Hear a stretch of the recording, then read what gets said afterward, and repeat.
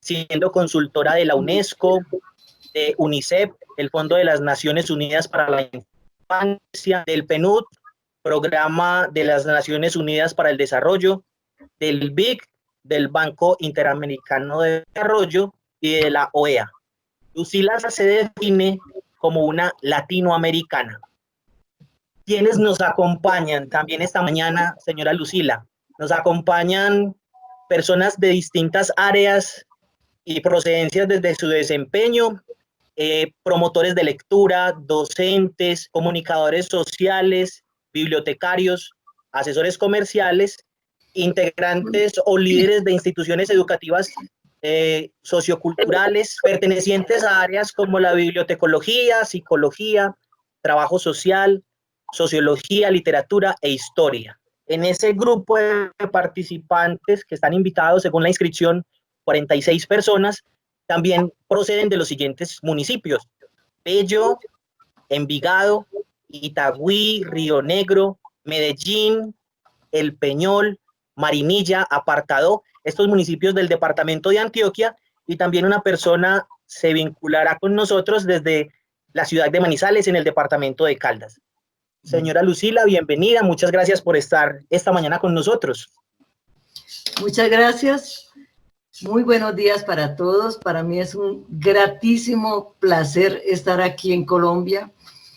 Yo no vivo en Colombia hace 40 años, pero vengo con frecuencia, por lo menos cada 2 años, y acompaño de cerca las maravillas que se hacen en el campo de las bibliotecas, el trabajo maravilloso, sensacional de los promotores de lectura y muchísimas otras cosas que colocamos como ejemplo y como modelo en el mundo.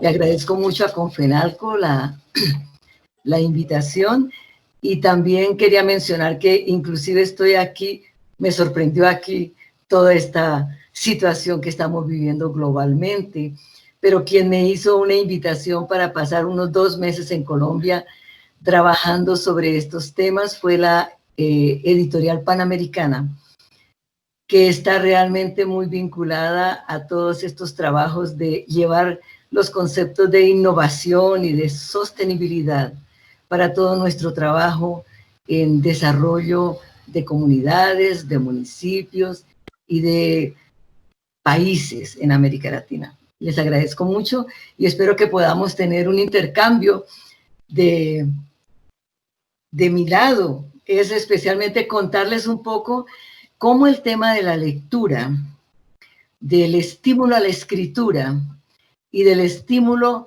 a los procesos de participación en el desarrollo social me han acompañado durante esos últimos 40 años mundo afuera, y de qué manera hemos trabajado todos esos temas, no desde el punto de vista académico puramente, sino llevados a la práctica de compartir con comunidades, con sociedad, ese esfuerzo con participación de empresas, de gobiernos, del mundo académico. Entonces voy a compartir muchas cosas. Claro, ustedes son aquí para mí, son el modelo en América Latina, por ejemplo, Colombia. Y a veces me percibo que los mismos colombianos no se dan cuenta de cuánto han contribuido para que el tema de la lectura sea trabajado de forma diferente. Pero les quiero contar que somos realmente admirados mundo afuera, y que lo que ustedes hacen aquí en Colombia es extraordinario, y aquí en Antioquia, pues sensacional. No puedo dejar de recordar que en la década del 70, cuando estábamos en esos periodos de violencia tan grande, y yo comenzaba a colaborar con el Instituto para el Desarrollo de Antioquia, que estaba recién fundado, recuerdo que desde esa época había una gran preocupación por ingenieros, arquitectos, bibliotecarios, preocupación creada por la Escuela Interamericana de Bibliotecología en esos ámbitos, para que llevásemos a las comunidades información que permitiera a ellas entender qué es lo que iría a hacer el Instituto para el Desarrollo de Antioquia, en el sentido de crear carreteras, puentes y etcétera. Y desde allá, desde la década del 70, que nosotros en la Escuela Interamericana de Bibliotecología de la Universidad de Antioquia ya comenzábamos a trabajar el tema del desarrollo social, del desarrollo integrado, de una visión macro de lo que significa el equilibrio entre el ambiente. Recordemos que el ambiente no es medio ambiente, ¿no? Es el ambiente donde estamos, el ambiente humano, el ambiente rural y silvestre, el ambiente urbano. Hay un planeta. Mira, desde la década del 70 estábamos con esas preocupaciones y ahora, justamente en esta pandemia, para mí ha sido así muy impresionante verificar que ese trabajo que ha venido desarrollándose a lo largo de tantos años, especialmente a partir de 1948, cuando se crea la ONU y tantos mecanismos y tantos instrumentos como la Declaración de Derechos Humanos, por ejemplo, cómo en ese periodo la humanidad como que a veces no percibe, pero ahora se da cuenta de que tiene que conocer de verdad los límites del planeta. Nosotros no podemos continuar en ese ritmo tan loco y tan irresponsable, porque cualquier iniciativa que hagamos, cualquier hábito de consumo que tengamos, cualquier actitud frente a la vida, realmente crea un impacto en muchas cosas y nosotros creemos que no, hasta en los suelos, en el clima, en los océanos, en la capa de ozono, bueno, un montón de cosas que como que se nos olvida y se nos olvida también a veces el sentido mismo de la prosperidad. Bueno, entonces voy a hablar un poco de cómo es que a través de estimular la lectura, pero de responder especialmente a necesidades del desarrollo en comunidades, es que hemos logrado poco a poco ir creando una conciencia más clara sobre que si queremos prosperidad y bienestar general y buena salud individual y buenas relaciones humanas, lo mejor sería que creásemos un ambiente favorable a la lectura. ¿Y eso comienza por dónde? Evidentemente comienza en la familia.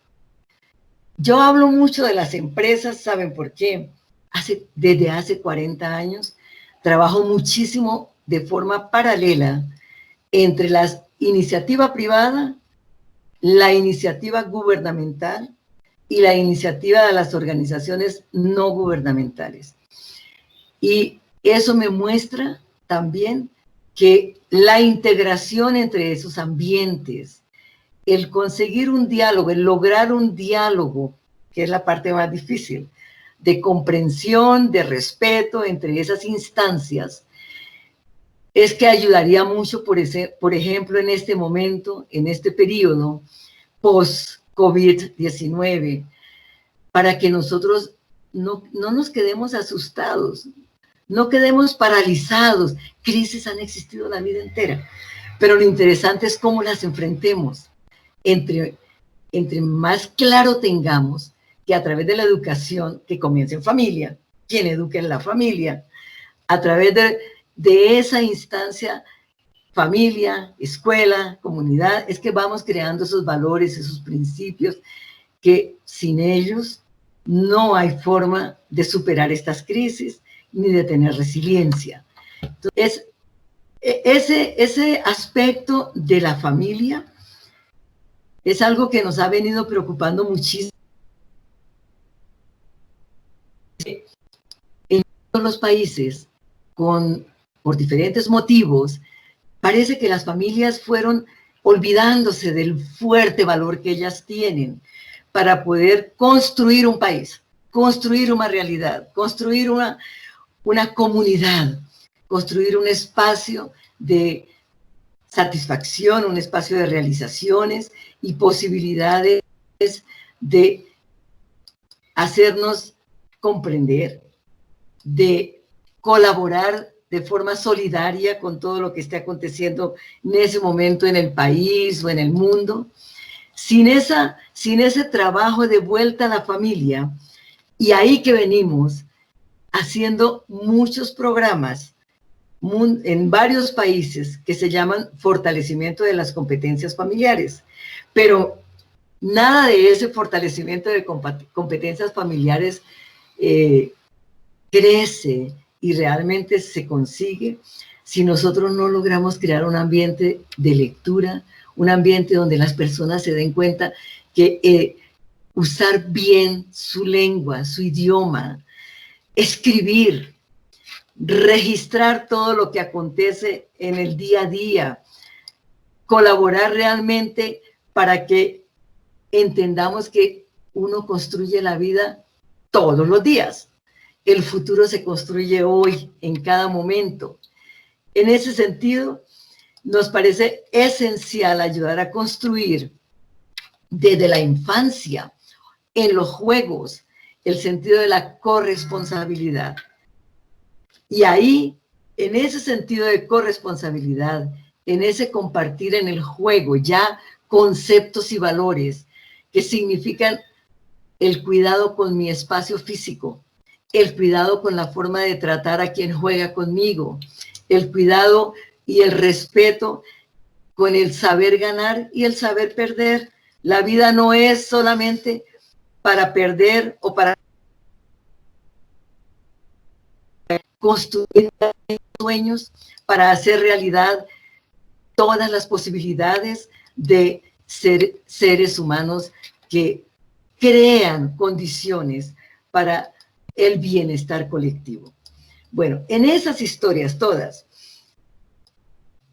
el país donde más he trabajado, que ha sido Brasil, ha sido inspirador en muchas cosas, pero las experiencias que hemos vivido en América Central, en el Caribe, aquí en Colombia, en Perú, en Chile, etcétera, nos hacen mostrar que en aquellos lugares en donde el papel de la lectura se torna un valor de conciencia colectiva, un valor en la familia, un valor en la sociedad, esas comunidades logran superar mejor todo tipo de problemas.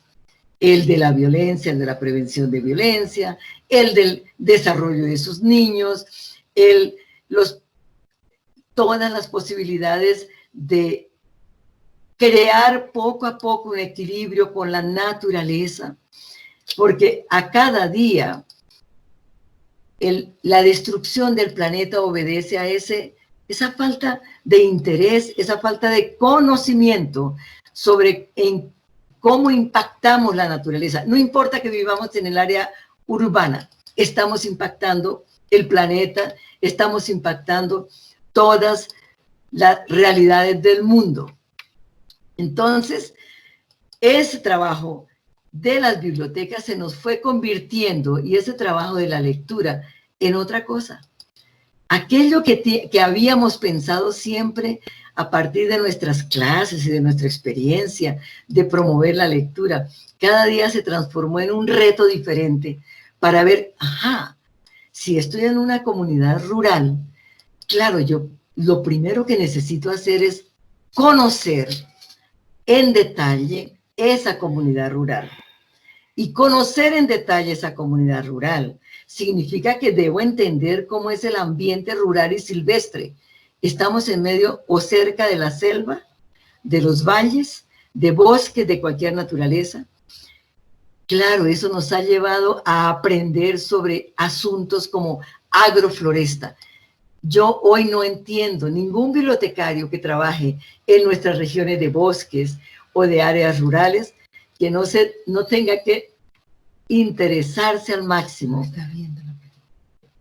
por conocer esos temas como agrofloresta, como agricultura orgánica, como relaciones entre producción, cómo sacar la producción de un lugar escondido allá en medio del bosque para donde lo puedan comprar y no tengan que venderlo a precio bajísimo porque les falta información, les falta relaciones. Entonces, para nosotros se nos ha convertido el tema de la lectura y de las bibliotecas en una necesidad urgente de aprender sobre la actividad productiva de cada territorio donde estamos trabajando y Y ese conocimiento de la actividad productiva de ese territorio nos permite de verdad atender un interés de aquellas personas para conocer cómo resolver esos problemas que ellos tienen. Y ahí es que nosotros logramos demostrar a ellos en 1000 formas que el primer camino es buscar las formas de leer sobre aquel material, saber dónde está la información, cómo accesarla. Y ahí viene algo muy interesante. No podemos separar las actividades de recreación, de placer, a las actividades económicas de supervivencia. Entonces, hubo un periodo en varios años en que nosotros nos enfocábamos en la promoción de la lectura, especialmente encima de la literatura, encima de la posibilidad de tener momentos deliciosos de la poesía, etc.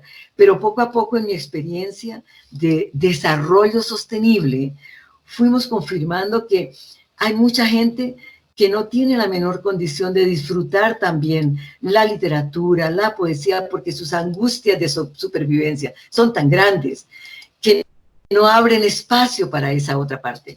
Entonces, nosotros lo que hemos hecho es trabajar muchísimo cuáles son las necesidades de supervivencia de aquel ambiente, cuáles, encima de esas necesidades de supervivencia, dónde están las fuentes de información y que crea relaciones entre las personas y las instituciones para que podamos responder a esas relaciones, a esas necesidades con algo innovador.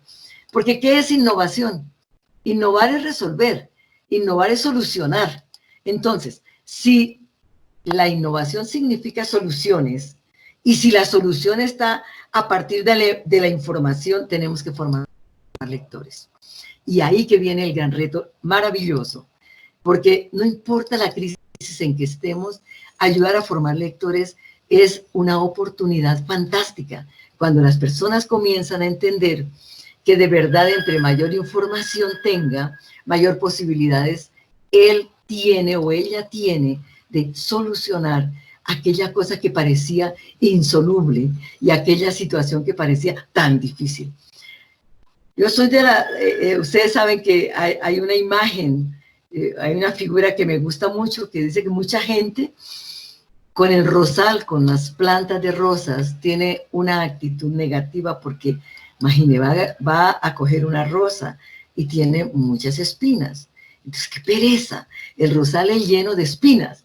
Pero hay otra gente que dice, qué maravilla, aquellas rosas divinas nacen en una espina.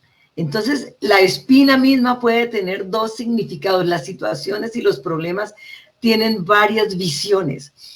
Este periodo, por ejemplo, ha sido muy interesante para quien trabaja conmigo en el campo de la lectura, porque ¿cuáles son los retos inmediatos que tenemos en función de lo que está aconteciendo en el mundo y que nos exige ser innovadores? Primero, tenemos que entender que la forma de comunicarnos ha cambiado. Ustedes ven, yo vine a Colombia teóricamente para hacer una serie de conferencias presenciales en 5 municipios. Bueno, hoy las estoy haciendo todas de esta forma, de forma virtual, pero es una forma de utilizar otras herramientas para facilitar y la adaptación a la circunstancia de hoy. Entonces, y así es la vida toda, cambia de paradigmas constantemente, pero nosotros somos suficientemente inteligentes, habilidosos y abiertos a esos cambios que vamos nos adaptando progresivamente. La otra cosa es un concepto de reinventar el estilo de vida. ¿Y qué es reinventar el estilo de vida? Hay un aspecto muy interesante de los últimos 40 años. Hemos pasado por periodos en donde la prioridad en nuestro estilo de vida era la economía, era la estética, era el poder, etc. Hoy está demostrado que en la verdad nosotros la prioridad que deberíamos tener en todo tipo de plan de vida es cómo es que entendemos a las personas segundo ítem que en este momento nos exige de verdad la realidad ahí es reinventar ese estilo de vida. Mire, y la reinvención es algo que a veces no debemos hacer solito. La tercera cosa muy, muy importante en estos momentos es confiar, gente. He escuchado muchas personas que me llaman así, no, ¿qué vamos a hacer? Imagine, todo paralizado, la economía totalmente cerrada, etcétera. Bueno, somos seres humanos, estamos vivos, somos con todo tipo de nuestros talentos y capacidades.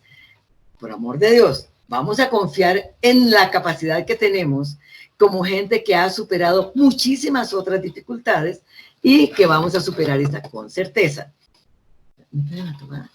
Entonces, es confiar juntos. Es un ejercicio mucho mejor cuando estamos en familia.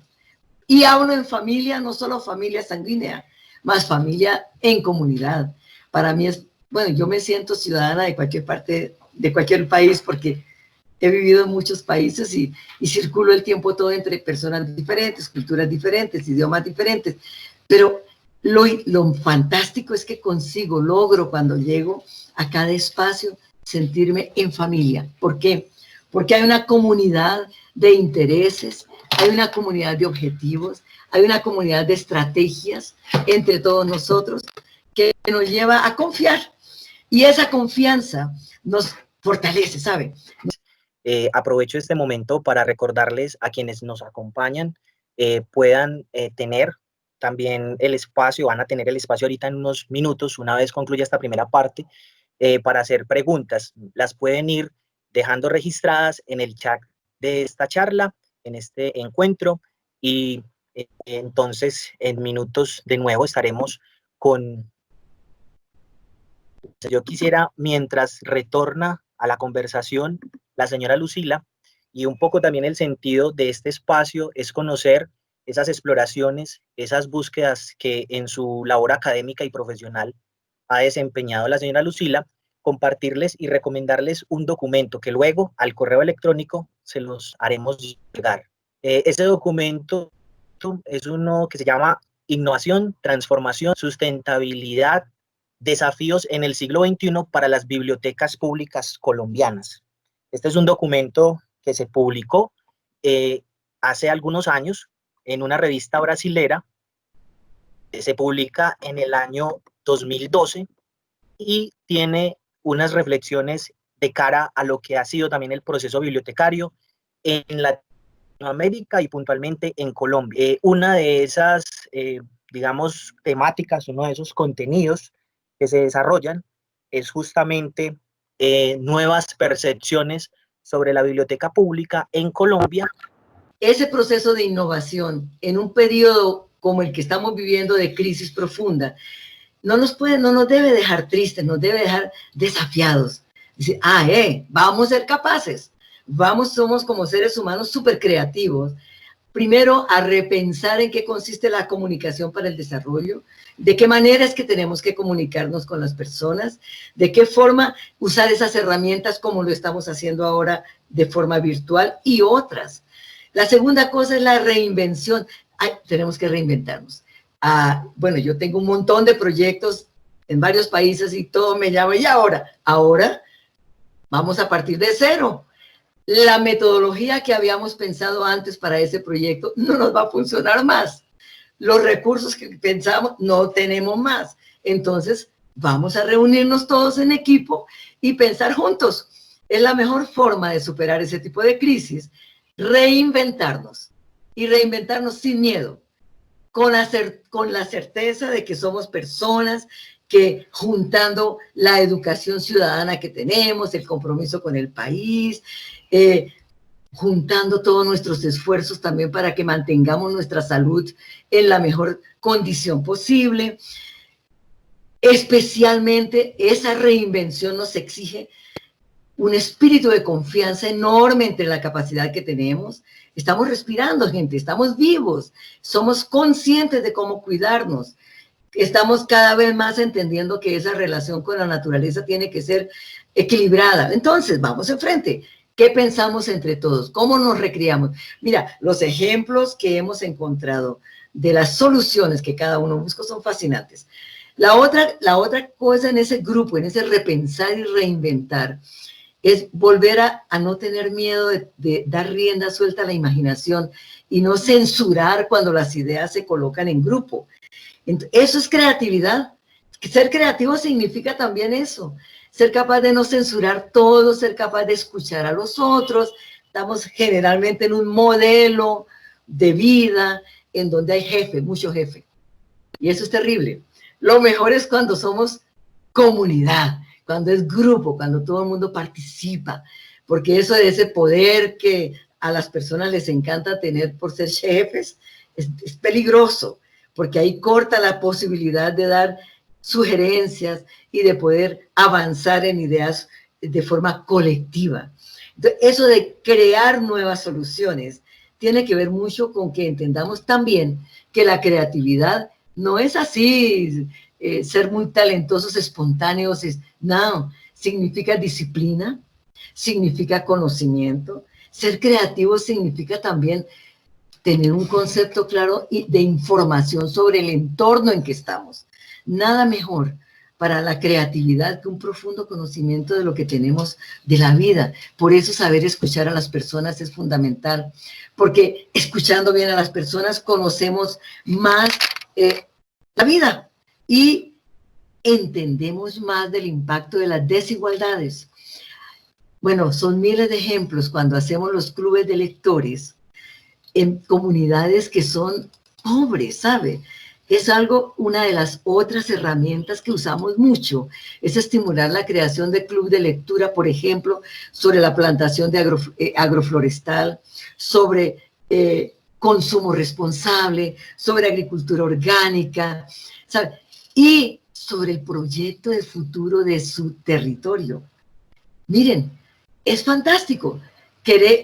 Nosotros podemos colaborar, sí, dar muchas ideas, todo mundo, para que el desarrollo urbano sea una cosa más coherente. Por ejemplo, en Colombia, si participase todo el mundo de los programas de ciudades como vamos, Medellín como vamos, Bogotá como vamos, etcétera, pero las personas a veces no participan, como que aquella disciplina, aquel rigor de ser participativo, no existiese. Entonces, un llamado muy interesante para esta situación posterior es volver a encontrar a las personas y volver a escucharnos con cuidado, colocar los asuntos del proyecto de vida, de futuro y de presente y escucharnos, porque ustedes van a ver cuántas soluciones y recordar que gente, crisis como la que estamos viviendo, yo las entiendo como procesos o saltos evolutivos. Con certeza estamos aprendiendo muchas cosas. Con certeza las personas alguna reflexión están sacando de toda esta experiencia. No digo que vamos a mejorar 100%, pero vamos a mejorar en muchas cosas. Yo creo que sinceramente ese volver a repensar que somos seres humanos y que como seres humanos nos encantaría que nos tratasen de la mejor forma posible, que nos escuchen. Eso nos va a llevar a que aprendamos a escuchar mejor a todo mundo y a tratar mejor a todo mundo. Es muy amplio ese tema, pero con eso evitar al máximo en nuestro entorno las desigualdades. Siempre he trabajado en proyectos muy grandes de países y les confieso que el periodo más feliz de mi vida está siendo este. Yo ya tengo 72 años y estos últimos 15 años decidí no seguir más en proyectos grandes, gigantescos, sino dedicarme a proyectos en comunidades palpables, en grupos menores, con gente que yo pueda ver con más frecuencia. Han sido los mejores años. Es fantástico ver la transformación, de verdad, cuando hay un proceso serio, cuando hay una propuesta colectiva. Y ahí surge un programa que me encanta, que se llama Leer para qué. Y les voy a contar que en las comunidades, cuando trabajamos el tema de la lectura, las personas me muestran mucho y juegan mucho con el laberinto. Y ellos me dicen, Miren, nos sentimos como en un laberinto, no vemos las salidas. Los políticos son horrorosos, ellos dicen, las políticas públicas no se cumplen, bueno, montones de problemas. Bueno, yo digo, bueno, la primera cosa para poder salir del laberinto es parar de asistir todo ese montón de noticias negativas por todos lados y parar de estar retransmitiendo mensajes absurdos sin conferir y sin verificar si de verdad eso es serio. No pierdan tiempo con eso. Vamos a pensar qué podemos hacer juntos y vamos a mirar allá, a dónde queremos llegar. Y ahí que viene dos cosas muy interesantes. Eso de leer para qué, les voy a contar que lo hemos trabajado con aquel informe de Delors del final del siglo XX en la UNESCO. ¿Leer para qué? Para aprender a pensar, a reflexionar. Leer para aprender a hacer las cosas con calidad. Y ese concepto de calidad hemos verificado que no existe en las comunidades en muchos lugares. Porque cuando éramos niños, no, nosotros sí, pero muchos de los niños están jugando en su casa y no hay un adulto preocupado por ir formando los conceptos de calidad. Calidad tiene que ver también cuando está jugando con la limpieza, con el orden, con el respeto con el otro, con la forma como se comunica verbalmente, con el uso. Eso es calidad, el uso del idioma. Estoy horrorizada de escuchar a los jóvenes metiendo 5 groserías en medio de un discurso de 10 palabras. 5 son horrorosas. Eso es una pérdida de calidad terrible. Bueno, entonces, ¿leer para qué? Y una delicia cuando se lee bastante, poder usar muchos sinónimos y muchas figuras literarias, es una delicia. Entonces, ¿leer para qué? Claro, también para aprender a convivir y convivir en paz y comprender en esa convivencia que la prosperidad, que la prosperidad significa solidaridad también. ¿Cómo así que lleva prosperidad para que 5 personas de aquella comunidad queden ricas y muy bien en la vida y el resto tenga que servirles a ellos? Eso no es prosperidad, ¿cierto? Eso es desigualdad. Entonces, esos conceptos se forman desde la infancia y esos conceptos son maravillosos para ser trabajados en clubes de lectura. Entonces, aprender, a pensar, reflexionar, aprender a hacer las cosas bien hechas, ya implica el concepto de calidad, que es muy importante que lo llevemos en todo este proceso de lectura. Aprender a convivir con paz, entender de una forma diferente la prosperidad, aprender a ser personas de bien, personas justas, personas que cada vez entiendan que somos una cosa pequeñitica en este universo y no podemos pasar impunemente solamente sobreviviendo. No, tenemos que contribuir para que cada vez este mundo sea mejor, para que se viva con más alegría y armonía. Entonces, aprender a ser personas creativas, con pensamiento crítico, ciudadanos con posibilidades de dar alegría a los otros, es decir, buscar la forma de bienestar. Y voy a hablar un poco de qué entendemos por calidad de vida, por bienestar y por estilo de vida. Es decir, eso significa que leer ¿para qué? Pues para vivir con plenitud. No existe la posibilidad de otra, sí, porque nadie le tira a uno de su cabeza lo que uno aprende a través de la lectura, lo que uno disfruta a través de la lectura. Eso me pasa igual con la música clásica, por ejemplo, que gracias a Dios desde muy niña, esa es mi gran compañera. Y la música erudita popular me encanta también de todos los países. Es una compañera extraordinaria. Lectura y música y estamos salvados en la vida. Con certeza. El dinero que necesitamos entra, no estamos aspirando a ser derrochadores de nada. Tenemos otro programa que se llama Necesita, con interrogación grande. Necesita comprar todas esas porquerías que compra. Necesita gastar y dar apariencias desnecesarias. Y en eso se les da el dinero. No, porque tengo que hacer la fiesta de 15, pero se necesita eso. No sé, hay otros valores. Es un problema de valores y principios. Entonces, esa conciencia de leer para qué, cuando trabajamos en las comunidades, claro, nos lleva a que la comunidad entienda, ¿qué es el ocio creativo? ¿Por qué leer es importante para la comunicación?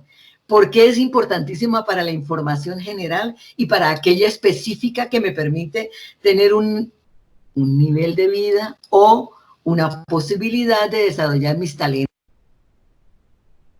Para cultivar la imaginación, los sueños, la fantasía. ¡Qué maravilla! Yo perdí a mi esposa a poco tiempo, que era una persona extremadamente creativa, etcétera. Y vean, en su lecho de muerte hasta el último minuto, él estaba hablándome de sus sueños, de los proyectos que estábamos haciendo. Pero hasta el último minuto, gente. Entonces, es una maravilla vivir siempre con sueños, con la posibilidad de que, no importa que yo no lo pueda hacer, puedo colaborar para que otro lo haga y puedo colaborar para que esas otras personas entiendan, por ejemplo, que vivir con calidad es una percepción. ¿Qué es calidad de vida? Yo me atrevo a definir que es una percepción que las personas tienen de lo que es su situación de vida en relación con su contexto. Es decir, yo puedo evaluar mi calidad. Bueno, existe un índice, ¿no? El indicador de las Naciones Unidas, que es el IDH, se dice en español, ¿no? Es el indicador para medir la calidad. Pero si le preguntas a alguien qué entiendes tú por calidad de vida, van a ver, es muy interesante, pregunten. Porque casi nadie se acuerda que tener buena calidad de vida significa un bien espiritual, físico, mental, psicológico, emocional. Tener calidad de vida tiene mucho que ver con ser capaces nosotros de controlar nuestras emociones y de verdad de ser capaces de ser equilibrados. Eso es calidad de vida.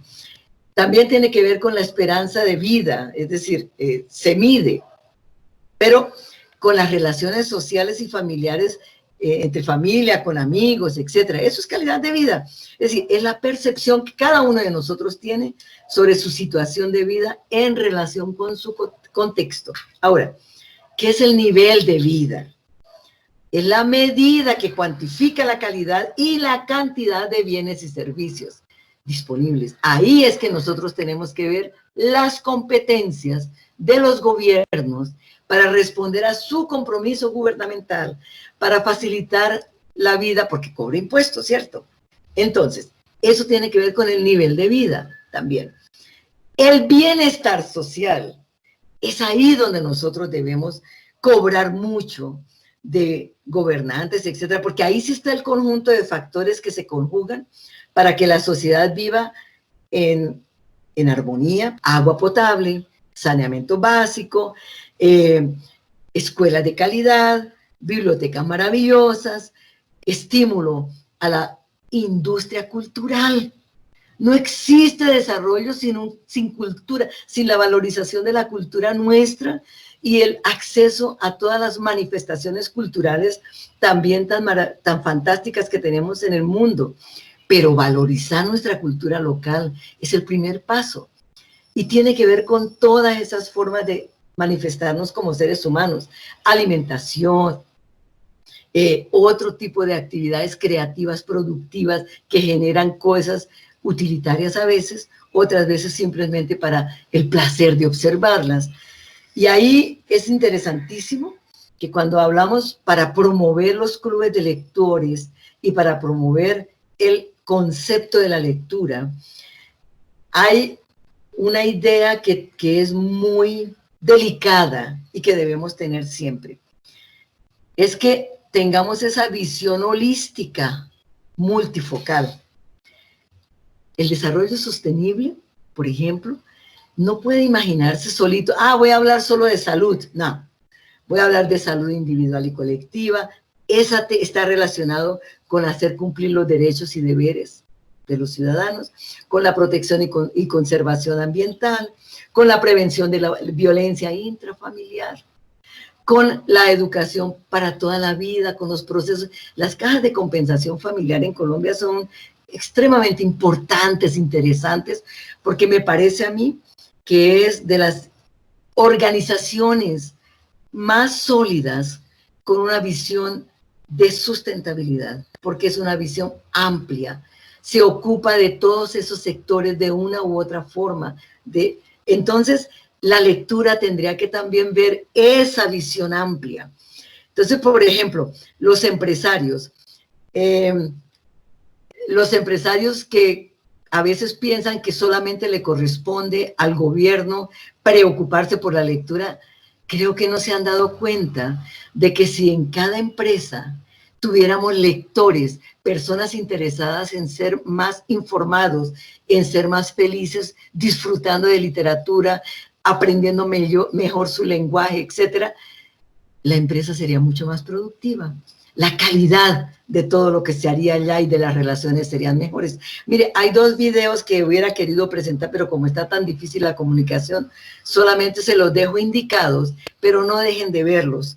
Cuando les manden la presentación, entren y veanlo. Uno es muy simple, de 2 minutos, que habla de qué es el desarrollo sostenible, para cerrar esta primera parte que he hablado en términos generales, cómo el desarrollo sostenible tiene que ver con todo un proceso que viene de la familia, pero que se fortalece mucho en las relaciones laborales o en las relaciones productivas, no importa cuál sea nuestra actividad de trabajo. Sobre las competencias familiares, también dejo un campo porque quiero pasar a los Objetivos para el Desarrollo Sostenible de Naciones Unidas. Y como el tiempo se nos fue un poco peleándonos aquí con las comunicaciones, entonces quería insistir mucho en que por favor se trabaje en esa capacidad de que las familias piensen en conjunto, de que se retome el diálogo en familia, discutiendo y analizando y conversando. Ya no se conversa casi en familia, ¿no? Bueno, vamos a recuperar eso. Creo que esta obligación que hemos tenido todo este periodo, casi 2 meses, ha permitido o aumentar la violencia intrafamiliar, infelizmente, en algunos lugares, o ha permitido a mucha gente retomar el concepto del diálogo en familia, de contarse sus historias, de escucharse, de entender un poco cuál es el sueño de cada uno, porque si no, cada uno vive por su lado, corre por su lado, y en últimas no construye colectivamente nada. Entonces, una de las competencias familiares tiene que ser ese diálogo, y ese diálogo recuperador, ese diálogo que de verdad permitiría hacer proyectos en conjunto. Y eso hace que cuando hay diálogo en familia, aquellos niños que viven en un proceso de diálogo cuando son adultos, son gente mejor resuelta, son gente que es capaz de enfrentar situaciones emocionales y todo de una forma tranquila. Todo se resuelve. No he muerto, puedo resolver, ¿sabe? Y no todo es problema económico. Eso es otra cosa muy interesante. Casi nunca el problema es económico y casi siempre las personas piensan que es económico. Ese diálogo en familia estimula la confianza, la autoestima, el espíritu asociativo, el sentido de pertenecer a un planeta, a una comunidad, a un país, a un tema, a un asunto, de identificarse de alguna forma y estar feliz con esa identidad. Ese sentimiento de identidad es muy interesante, no importa cuál, pero es muy interesante que sea, pues, que tengas orgullo de lo que sea. El interés de participar en proyectos, las personas en general, cuando no tienen esa posibilidad del diálogo en familia, se manifiestan bastante desinteresados en todo, ¿sabe? Son bien básicos. Cuando uno crece en un ambiente de diálogo, creo que se transforma en una persona más curiosa, más interesada en otras cosas, en aprender cosas nuevas todos los días. Por ejemplo, la gente que se va a las ciudades pierde totalmente un placer que ustedes no saben la maravilla que es plantar, pensar que, venga, si yo me como esas frutas, ¿por qué tengo que botar, se dicen, afuera todas las semillas? No, yo puedo plantarlas. No es que yo tenga espacio donde sembrarlas después y producir, pero hay espacios donde yo puedo ir a través de mi biblioteca y de los contactos de lectura y de mis clubes de lectura y ofrecer para que otras personas que sí tienen espacios y tierrita los planten. Eso hacemos en los clubes de lectura. El regalo más interesante que llevamos para todas las personas que vamos conociendo en los clubes de lectura son mudas, decimos, planticas ya formadas, ya a una altura de unos 50 centímetros, y ayudamos no es exactamente un reflorestamento, pero a plantar cosas, a sembrar, a crear lugares donde hay frutas, legumbres, hortalizas. Miren, eso da un placer extraordinario, disminuye los costos de nuestro mercado semanal, crea un ambiente de cooperación súper interesante y se está viviendo en ciudad. Puede ser en ciudad. Cuando yo vivo en el campo, en un área semirural, semiurbana, allá en Brasil. Entonces, aplico mucho eso, pero yo ya no me cabe nada para plantar en mi terreno, entonces pedimos autorización de las alcaldías, vemos el espacio que está siendo utilizado para reforestar y nos proponemos para ayudar a hacer la ciudad más bonita, y son ciudades a veces muy calientes. Mire, si uno aprende sobre los árboles nativos de aquella región y ya crea un conjunto de 200 planticas de aquellas, ustedes no saben cómo cambia el clima de aquellas calles, donde ya bien plantados y sabiendo a qué distancia de la calle, uno ayuda a que los carritos y no sé quién más, y las bicicletas y las motos, ya no queden a sol, expuesto así. Pero el hecho es colaborar, ¿sabe? El hecho es sentirse parte de que está construyendo también un espacio. Ese tipo de cosas son fruto de formar lectores. Entonces son estrategias. Hay un programa mundial que se llama Familia Fortalecida, pero no me va a dar tiempo ahora de hablarles de ella. Existe en cualquier site de UNICEF. Entonces tenemos Familia Brasilera Fortalecida, por ejemplo. Es fantástico todo lo que se hace, pero enfocamos mucho esos conceptos. Familia donde las personas entienden que se puede ser participativo. La comunidad encarna la idea de identidad compartida. Las personas que viven en una comunidad tienen que soñar juntas y volver a sentarse, a encontrarse, a compartir sueños, gente. No necesariamente tiene que ser ir a un churrasco, un asado que le significa gastos. No, vamos a compartir sueños, a conversar. Ok, cada uno lleva un pedacito de lo que quieren comer, todo bien, pero es importantísimo que hablemos de cosas como el agua, el saneamiento básico, la prevención de la violencia, cómo hacer para que en la comunidad se disminuya el abuso, la violencia intrafamiliar, cómo eliminar el abuso sexual. Por ejemplo, si observamos que hay explotación de niños para trabajar, cómo hacer sin necesidad solamente de entrar en la justicia, porque crear la conciencia colectiva sobre bienestar es lo que de verdad nos ayuda a crear una sociedad.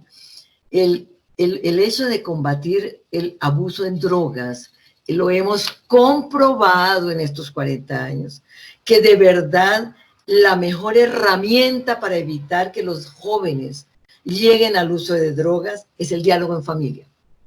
Es realmente cuando hemos hecho experiencias con centenas de familias de grupos de control y otras que no teníamos el control, y en aquellos donde hemos logrado trabajar con las familias para recuperar el diálogo en familia y hablar claramente sobre educación sexual, sobre uso de drogas, etcétera, en familia, no hemos tenido casos de jóvenes que entran en uso de drogas.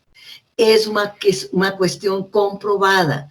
Y no somos solamente nosotros entre los programas de lectura, no. El BID hizo 37 años, el Banco Interamericano, de una investigación en ese campo que es muy interesante.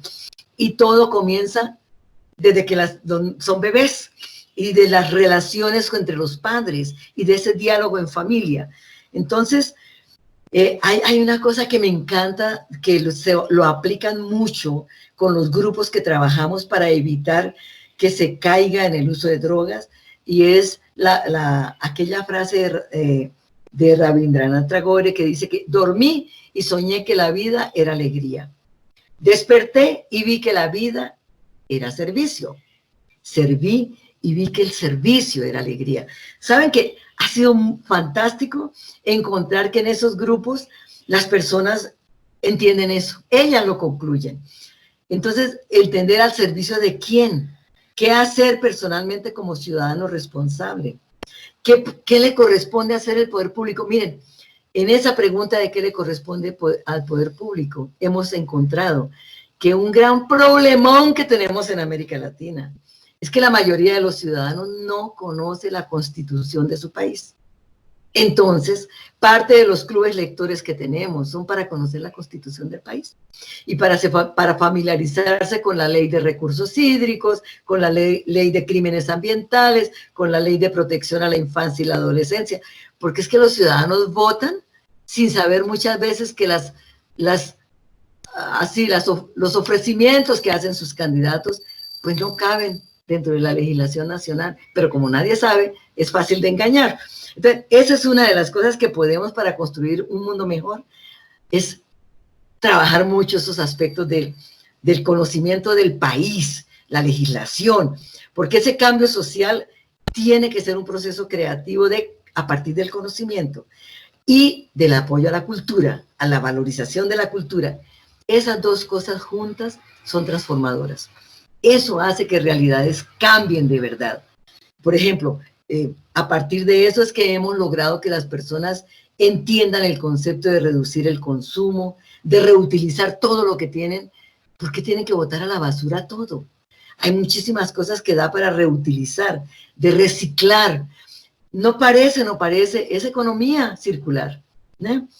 Entonces siempre el eslogan nuestro es permita seguir más allá, por la transformación, por la innovación social, por la sostenibilidad.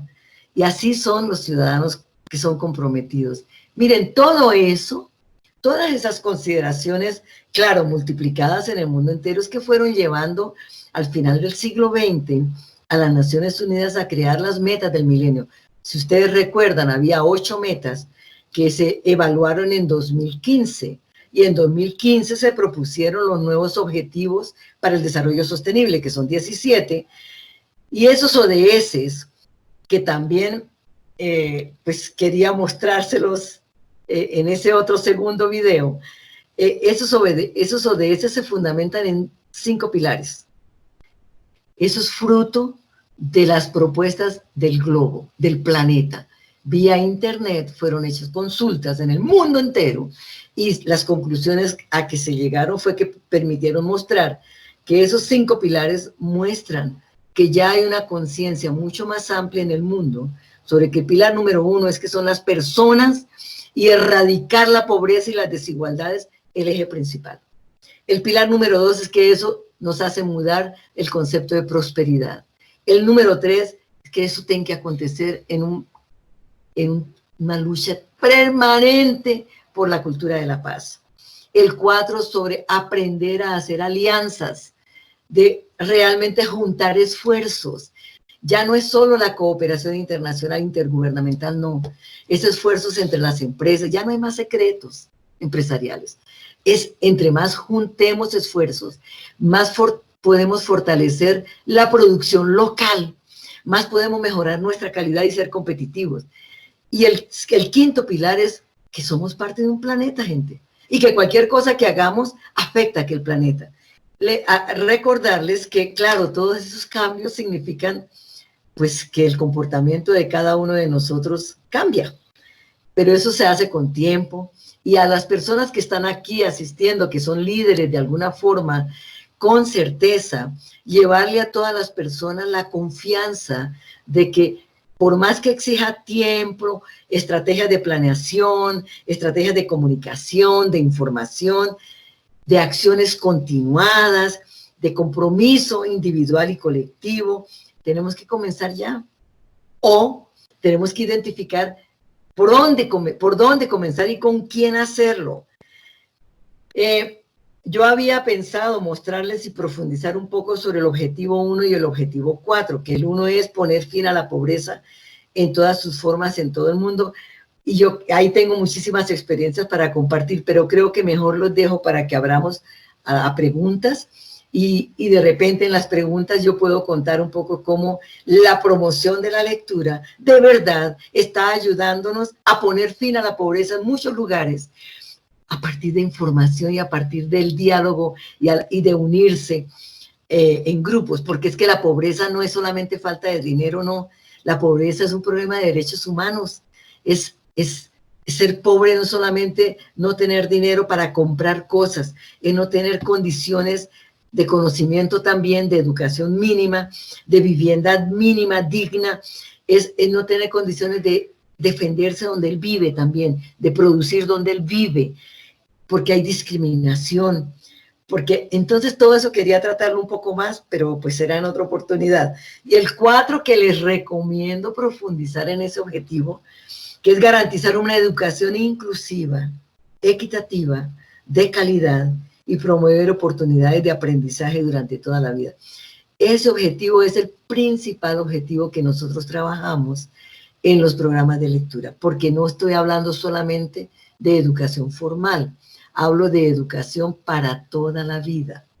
Y todo lo que hablé antes tiene que ver con educación. Si hay diálogo en familia, el proceso de educación existe y es fuerte, es sólido. Entonces, y el objetivo 15, que ahorita con la pandemia se ha verificado, gente, o protegemos y restablecemos y promovemos el equilibrio de nuestros ecosistemas terrestres, o no sé qué vamos a pasar, estamos destruyendo el planeta poco a poco, ¿no? O César les va a pasar. Muy bien. Ok, para las preguntas, y yo quedo aquí a disposición. Bien, muchas gracias, señora Lucila. Quería compartirle 2 preguntas que ya nos ponen en el chat, y antes también compartir como una reflexión. Vemos lo amplio que es el tema de la innovación, y a veces culturalmente, a veces desde la representación colectiva, pareciera innovación asociarse y casi limitarse a recursos tecnológicos, y vemos que va mucho más allá en esta mirada también humanista que nos planteas. Y voy a compartir 2 preguntas que se inscribieron ya en el chat. Dora Carmina Buitrago, ella es coordinadora de la Biblioteca Pública en el municipio de El Peñol, nos dice cómo las bibliotecas podemos hacer intervención en las comunidades rurales. Esta primera pregunta, y quisiera de una vez también dejar en el camino una pregunta de Claudia Calle. Ella es promotora de lectura en la Casa de la Lectura Infantil. La pregunta es, ¿cómo enseñar a niños y niñas en sus primeros a vivir con calidad de vida? Comunidades rurales son quizá hoy lo que más amo trabajar, ¿sabe? Y no sé, es maravilloso. Primero, me gustaría mucho que usted piense así, fríamente, tranquilamente, cómo es que hasta ahora la biblioteca se ha presentado en aquella comunidad y cuál es la comunidad de que está hablando. Le voy a dar unos ejemplos de cómo nosotros lo hacemos. Miren, les quiero hacer un paréntesis. Brasil no es ningún modelo de desarrollo de bibliotecas públicas. El modelo más interesante que existe hoy es Colombia. Nosotros tenemos enormes dificultades porque es un continente y nunca ha sido prioridad de ningún gobierno atacar el problema de la lectura, nunca. Entonces, por eso que nos hemos enfocado en lo que les voy a comentar ahora. La primera cosa que nos llevó a entender que debíamos llevar la lectura, la escritura y la expresión oral fue verificar que uno de los problemas de los pobladores, de las personas que viven en áreas rurales, es la gran dificultad que ellos tienen para comunicarse. Muchas de las personas cuando uno llega en esas áreas ni siquiera te miran a los ojos. Ellos son tímidos, ellos tienen la autoestima en general muy abajo. Ellos tienen enorme dificultad de hacerse respetar. Entonces comenzamos por entender la realidad social y humana de aquel territorio. Por ejemplo, hoy voy a concentrarme en un territorio de 3 municipios que queda a unos 100 kilómetros de Río de Janeiro, en la parte este, oriente y norte del estado de Río de Janeiro. Abandonado totalmente la región por parte de los gobiernos, porque es del interior, porque queda cerca al río San Juan, y entonces una región de pequeños productores rurales, metidos en el medio de lo que llamamos la mata atlántica, que es el bosque atlántico. Muy bien. Eso voy a hablar de los últimos 20 años, 30 años. De 30 años para acá, la primera cosa al conocer el territorio fue identificar que había 2 cosas fundamentales en aquel territorio que nadie estaba dando valor, y que eran autóctonas y que podrían generar todo un proceso de cultural, educativo y económico. Uno, el mico león dorado, y otro, la palmera yusara. Bueno, entonces ¿qué hacemos? Ahí es una cosa importante, la biblioteca no puede trabajar nunca sola, claro.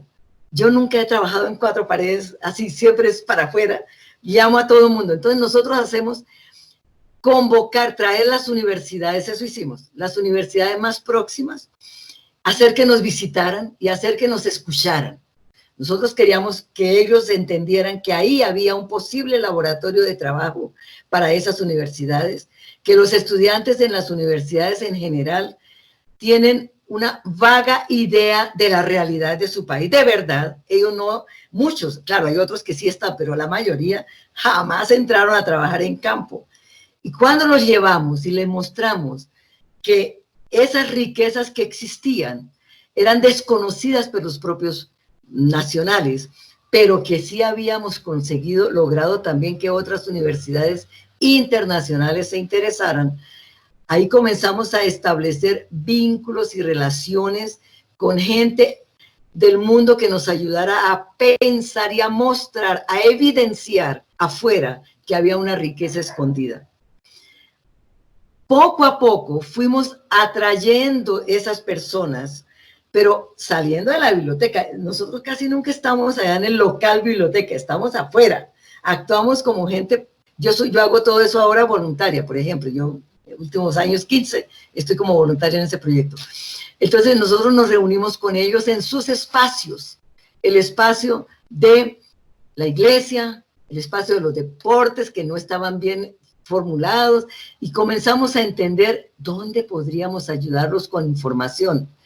Ajá, entonces uno de las fuentes de información urgente era agroflorestas. ¿Qué significa allá en Brasil agrofloresta? Aquí creo que se llama forestas biológicas. No, se me olvidó el nombre en Colombia cómo es, porque nunca he trabajado aquí en ese campo, pero es donde se hace agricultura orgánica y agricultura en medio de los bosques, sin dañar los bosques, aprovechando lo que ellos, todo lo que sobra de hojas, de gajos, de no sé cuántos, abriendo espacios para plantar legumbres, hortalizas, frutas, que tengan a ver con aquel ambiente vegetal que ya existe nativo. Pero para eso tiene que venir la gente que conoce del tema agroecológico y orientar a estas personas. Cuando las personas fueron identificando que todo el mundo que estábamos ahí queríamos simplemente, de verdad, dar un valor mayor al espacio donde ellos estaban, que ellos podían tener una mejor producción, y buscaríamos entre todos caminos para sacar esa producción. Ustedes ven, entramos en un mundo totalmente diferente.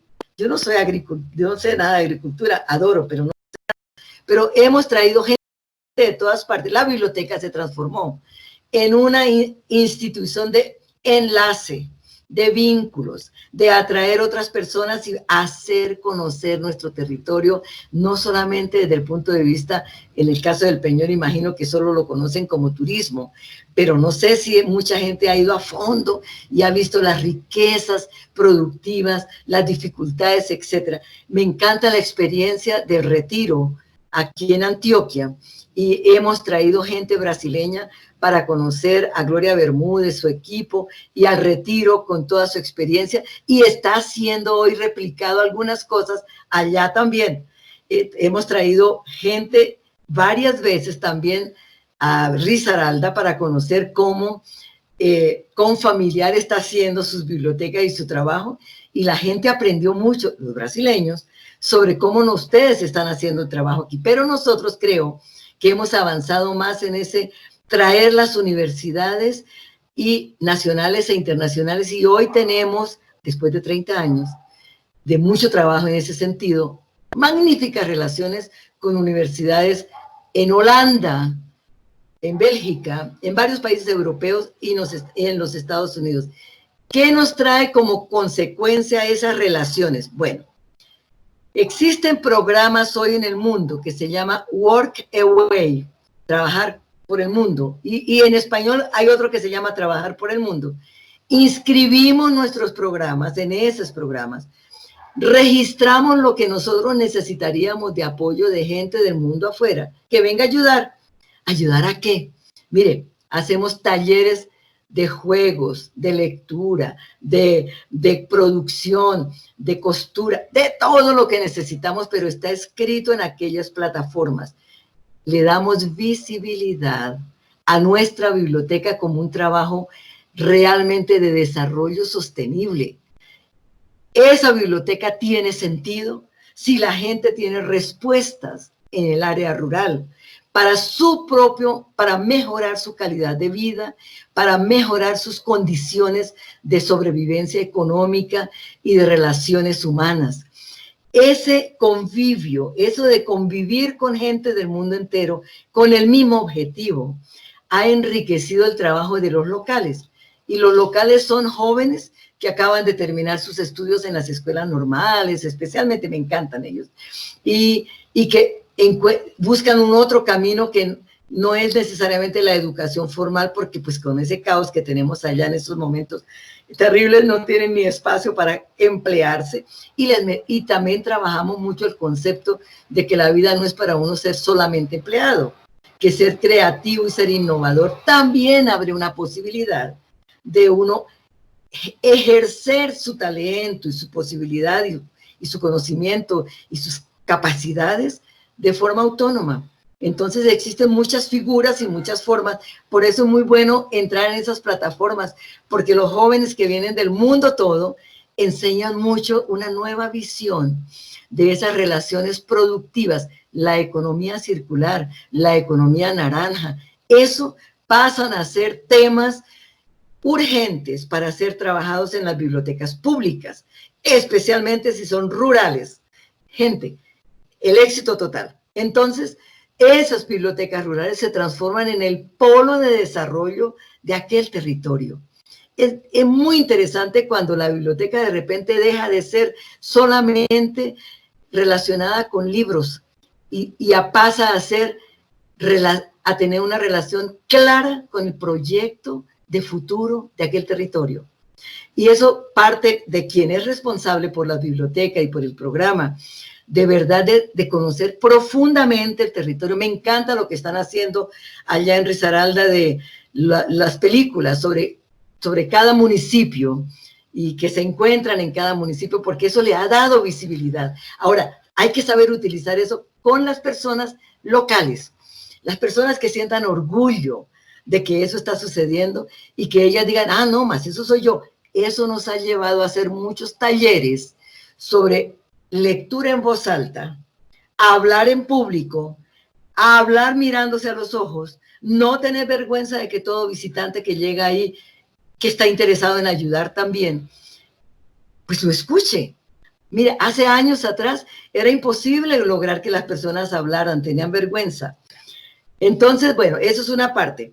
La otra parte muy interesante de la biblioteca en ese espacio rural es que de verdad, enseñe algo adicional, cómo captar recursos económicos para los proyectos de la comunidad. Eso es un campo maravilloso y tenemos constantemente talleres sobre fuentes de financiamiento para desarrollo rural, proyectos pequeños, a veces de $15,000 euros, 40,000 euros, pero el último fue 3,400,000 euros. Entonces, miren, la biblioteca pasa a tener otra dimensión. Nosotros, las personas, no importa que sea profesor, bibliotecario, lo que sea, nosotros creo que como líderes tenemos una otra oportunidad de mostrar un mundo diferente y una forma de encontrar alianzas diferentes. Hay mucho más que podría contarle, pero bueno, esa es la cosa más interesante. La otra pregunta de Claudia. Claudia, ese es un tema fantástico que lo hemos trabajado con UNICEF especialmente desde 2003. Y creamos, eso se llama un programa que se llama Fortalecimiento de las Competencias Familiares. Está súper comprobado científicamente que ese ciudadano que puede tener más éxito en cuanto a su desarrollo individual, más posibilidades de vivir bien, tranquilo en la vida, con alegría, de sentirse resuelto en la vida, depende básica y exclusivamente también de cómo ese ser humano es concebido y cuál es el tratamiento que tiene de 0 a 6 años especialmente. Claro, de 6 a 12 hay otras cosas más, lo que hemos trabajado mucho de fortalecer las competencias familiares es comenzando por ahí. Y lo que se llama familia fortalecida es, por eso es tan importante el trabajo en familia, es de verdad cuestionar desde que el bebé nace, desde que la decisión de nacer, de traer un bebé al mundo es tomada, ahí comienzan las influencias. Si él crece en la barriga de su mamá, en medio de un clima de violencia, de agresiones, de gritos, eso se refleja en la vida toda. Nosotros, es impresionante, hay muchísimos estudios, hay todo tipo de comprobaciones de que eso es una realidad. Entonces, si ustedes entran en los sites de UNICEF, yo creo que en español también se llama fortalecimiento de las capacidades familiares, algo así. En portugués se llama fortalecimiento de las competencias familiares. Hemos producido y nosotros hemos participado personalmente desde el punto de vista de especialistas en desarrollo sostenible y en información y en lectura, en crear álbumes, porque hicimos una investigación en 2002 y 2003 en muchísimas regiones del país sobre cuáles eran los principales problemas que no eran resueltos en las familias y tenían que correr siempre al puesto de salud y que ocasionaban la muerte de la mamá o la muerte de los bebés. Encontramos 150 asuntos. Transformamos los 150 asuntos en preguntas y produjimos una serie de materiales lindos y útiles para que los agentes de salud de la familia, los bibliotecarios, los responsables de educación infantil pudieran tener herramientas de trabajo para conversar con los papás, las mamás, los abuelos, que ayudan muchísimo, pero también a veces no ayudan tantísimo, y los tíos, y etcétera. Y ese trabajo de fortalecer las capacidades de la familia, entender la respuesta a aquellos 150 asuntos. Inclusive hay un kit que se llama Kit Familia Fortalecida, ese es el que nosotros hicimos. Está en internet página por página y está todos los cuidados de 0 a 6 y hay una página que es los conceptos básicos que cada familia debería tener claramente explicados sobre cada uno de los asuntos y en la otra una ayuda para el agente multiplicador estudiar más y aprender más. Bueno, hay muchísimas cosas sobre fortalecer competencias familiares, que no es solamente eso, pero para dar espacio a otra pregunta, César. Muy bien, sí, señora Lucila. Tenemos una nueva pregunta desde el municipio de Apartado. Escribe en el chat Edwin Enrique. En el comité Universidad, Empresa, Estado, Sociedad, capítulo Urabá, tenemos 4 mesas temáticas que hacen parte del despliegue táctico de la Junta Asesora, a la cual pertenece el señor Edwin. Una de esas mesas es la de plataformas de innovación social, cuyo programa piloto se llama PINCEL, Plan Integral Nueva Colonia, Equidad y Legalidad. Nueva Colonia es un corregimiento en el que se construirá próximamente Puerto Antioquia. En el momento, nos dice don Edwin, avanzamos en la definición del plan operativo anual de la Mesa de Plataformas de Innovación Social, la cual es liderada, entre otras entidades, por Confenalco, en cabeza de la gerencia regional, el gerente regional, Osman Mora. Luego de participar de esta charla, indudablemente encuentro que la biblioteca es una magnífica plataforma de innovación social. Y entonces nos transmite también una inquietud. ¿Qué opinión le merece esta idea y qué recomendaciones podría dar, señora Lucila, para potenciar este trabajo? Por lo que está mencionando ahí Edwin y lo que tú explicas, vale la pena conocer bien a fondo el PINCEL, el proyecto, la propuesta toda de PINCEL. porque sin duda ninguna que si se pudiesen acoger estrategias de promoción de lectura, de información, de capacitación de las personas de aquella región, todo mundo participando, no importa cuál, quién, de qué actividades, les voy a dar un ejemplo ahora. Si la biblioteca pudiera participar desde ahora en ese proceso de transformación de las personas para que entiendan que pueden participar de ese programa y que todas pueden contribuir, ese proyecto sin duda ninguna será enriquecido. Mire, les doy un ejemplo. En aquel territorio que les estoy hablando, pues nosotros hacíamos muchos seminarios y muchos encuentros y todo sobre el desarrollo local y siempre encontrábamos la forma de demostrar que con más información aquel asunto que estábamos tratando aquel día iría a resolverse mejor. Pues una persona que siempre asistía, un señor, él nunca había hablado, de repente él se levantó y dijo, mire, yo soy dueño de unas tiendas, dos tiendas de venta de materiales de construcción. Oiga, ¿qué? El tipo, un ciudadano común. Estoy absolutamente impresionado de la forma irresponsable como yo he actuado como ciudadano. Y yo quiero aprender a hacerlo de forma más responsable.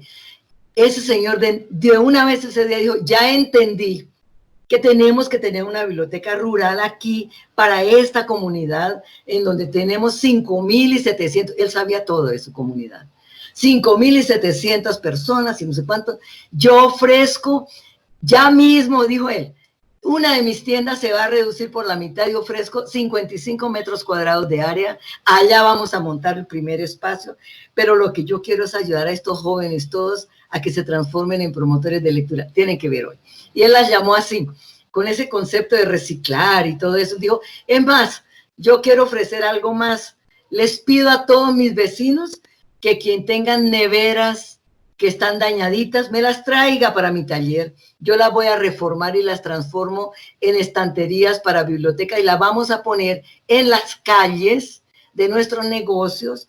¿Y por qué las neveras? Porque ellas se cierran y quedan firmemente cerradas, no necesitan llave ni nada, y protegemos el material que coloquemos dentro a disposición de la comunidad. Lo protegemos del polvo, porque son calles sin asfalto y sin nada, es zona rural. Miren, hoy eso lo llaman ellos de hieladeiras culturales, biblioteca pública, y le pusieron un nombre. Tenemos 5 en aquel territorio, una cosa espectacular, impresionante.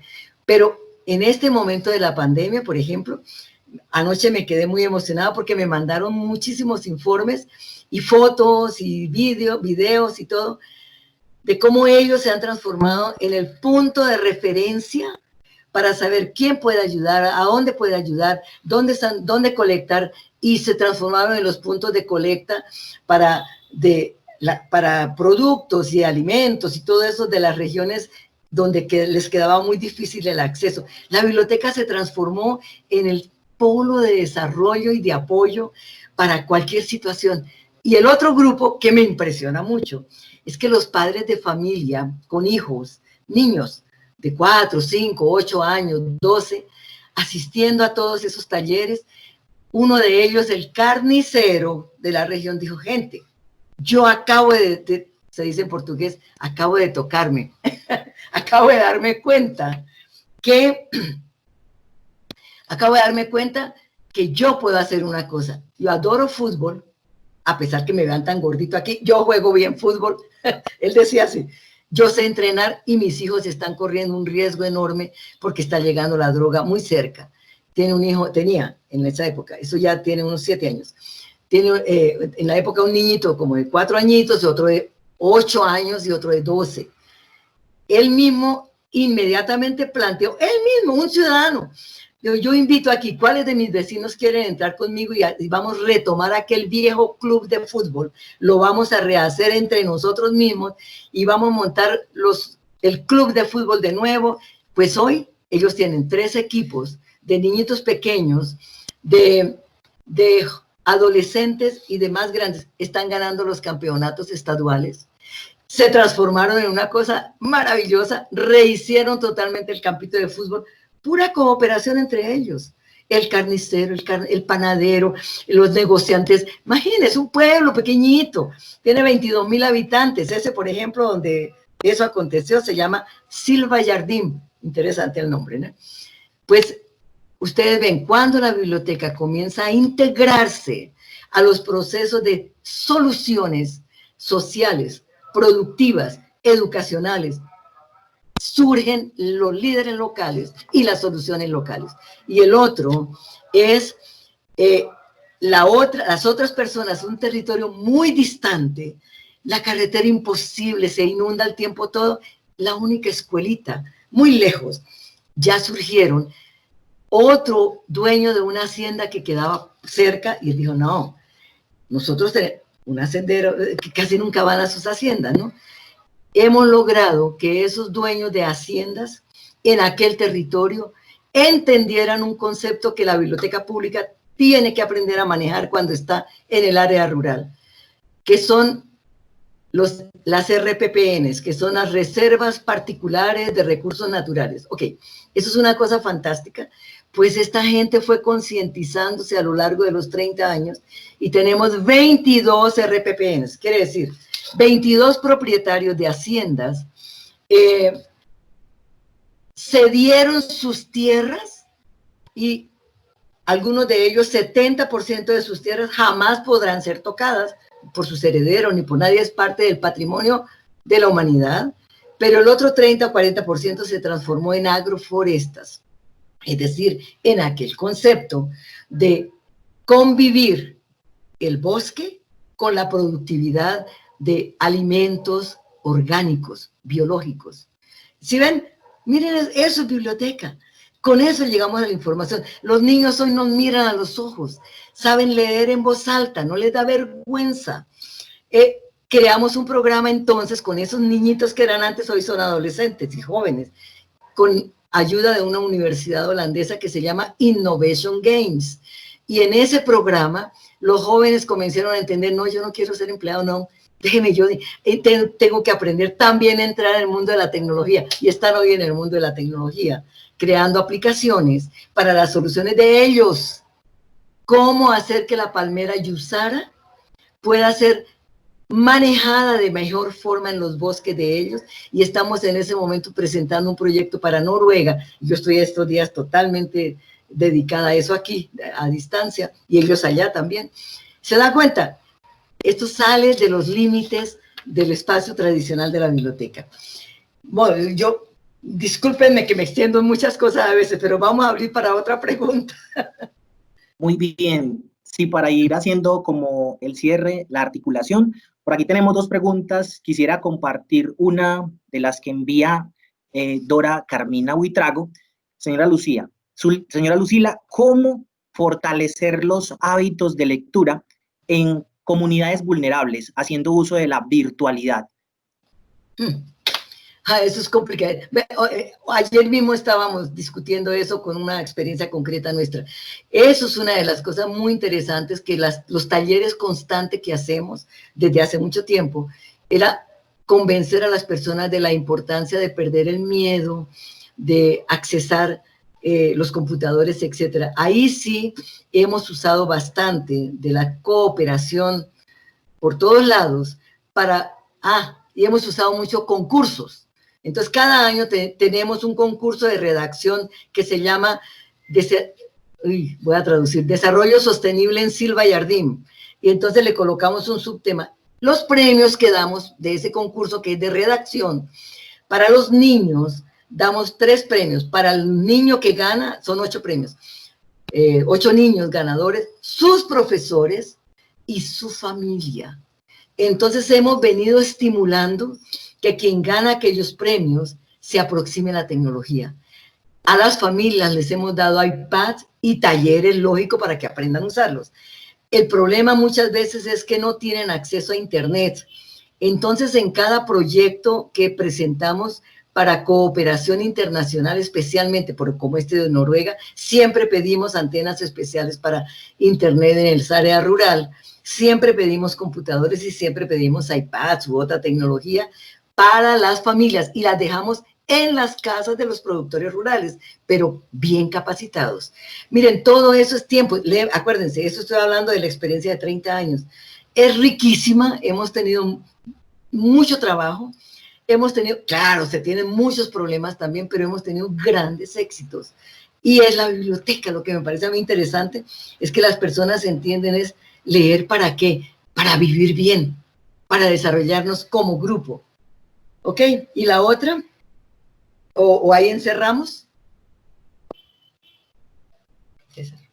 César. Era un poco, señora Lucila, preguntaba como si existen algunos referentes de ese trabajo desde la virtualidad, lo que nos preguntaba Dora Carmina. Dora, puedes pasarle mi email a Dora o mi WhatsApp y yo le mando a ella referencias concretas. Pero mire, una de las referencias muy interesantes es cómo lo hacen en el retiro, en el laboratorio del espíritu. Me encantó las varias formas que existen de hacer eso, porque es muy complicado así en un momento como ahora dar tantas soluciones, pero existen muchos pasos, existen muchas fuentes de financiación, existen muchos mecanismos para lograr que esas comunidades muy alejadas se aproximen a esa virtualidad. Capacitación, pero más que todo que tengan acceso a Internet y que puedan tener equipos y nosotros, bibliotecarios o agentes multiplicadores, agentes sociales, lo que tenemos que aprender de nuevo, insisto, ¿dónde están esas fuentes de financiación? ¿Cuáles son esas plataformas? ¿Qué es el PADOR? El PADOR es una de las plataformas mundiales que nos permite accesar a esas fuentes. Están nuestras bibliotecas registradas en el PADOR. ¿Entendió? Ese capítulo yo inclusive recomiendo mucho a las escuelas de bibliotecología en todas partes.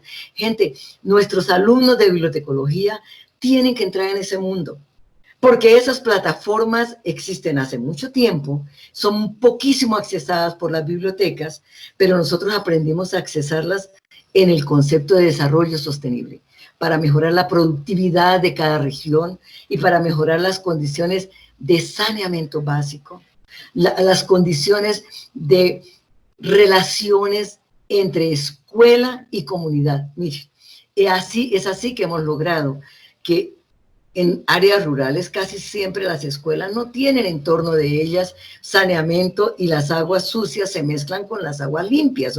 Entonces hemos luchado mucho por un programa que se llama Cocina, Baños, Cocina, Baños y Saneamiento. Para eso hay recursos en el mundo entero, porque está en juego la salud de los niños que están en aquella escuela. Entonces, y es baratísimo.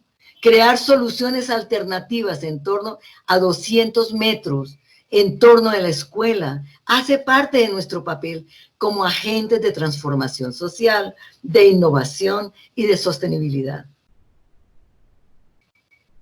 Muy bien. Quisiéramos ir concluyendo. Este es el momento de agradecerles la participación. Muchas gracias también a usted, señora Lucila Martínez, por compartirnos este espacio. A ustedes, gracias por hacer parte de la charla, por enviar mensajes, por compartir sus preguntas. Muchas gracias, señora Lucila Martínez, por compartir estas reflexiones con nosotros en la charla Innovación y Sociedad, las bibliotecas como una oportunidad para el desarrollo comunitario. Quiero también agradecer a Brenda Velázquez por hacer posible esta red humana, conectar el municipio de Envigado, en donde se encuentra la señora Lucila, La América y Guayabal, para hacer posible esta red humana desde las redes virtuales. Les invitamos a que nos sigan acompañando en las propuestas que tiene Confenalco, dirigidas a distintos públicos en sus redes sociales, horas del cuento, sesiones de lectura, conversatorios y otros espacios para participar en encuentros con la palabra. Señora Lucila, un mensaje de despedida. Muchas gracias por estar esta mañana con nosotros. Yo que les agradezco. Para mí es una honra realmente porque admiro mucho el trabajo de cada uno de ustedes. Ustedes no saben cómo realmente coloco en todo el mundo muy en alto todo lo que ustedes hacen aquí. Es maravilloso y eso es serio, ¿saben? Porque acuérdense siempre, para despedirme, que uno conserva lo que ama. Uno ama solamente lo que conoce y uno conoce solamente lo que le fue enseñado. Somos gente de transformación porque podemos enseñar soluciones. Eso es innovar. Muchas gracias a todos, tengan un buen día y con mucho gusto. Yo no tengo página, no hago nada de eso porque ya por mi edad y todo eso me encanta más comunicarme con grupos pequeños y escribir. Pero a algunas personas, como las cajas de compensación, yo les cedo inclusive esas presentaciones en PDF y yo creo que en este momento vale la pena que ellos las conozcan, ¿vio, César?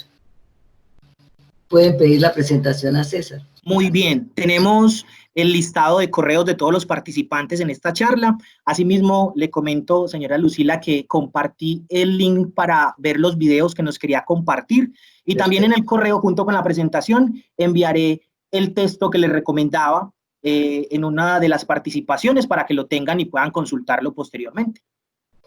Muy bien, muchísimas gracias de nuevo a todos y felicidades. Feliz día, hasta luego. Muchas gracias. Con FENALCO.